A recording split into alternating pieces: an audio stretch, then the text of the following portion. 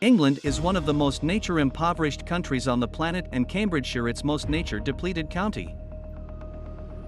Yet the Greater Cambridge Partnership have recommended an off-road alignment for their proposed £200 million Camborne to Cambridge busway that cuts through the Green Belt, despite there being a far less costly on-road alternative.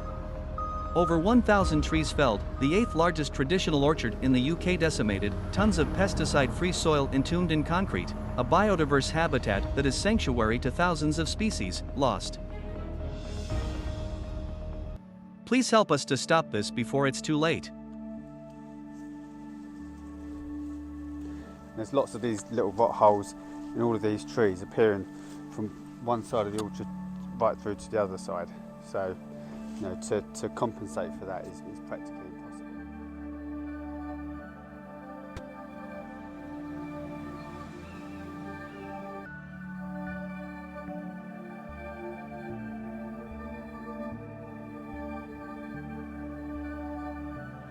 And of all the amazing hedges in this Coton orchard, this is probably my favourite, and it is the most significant. It's the last hedge in the row, and it's home to 8 species of bats, which is an incredible number of bats to be living in one hedgerow.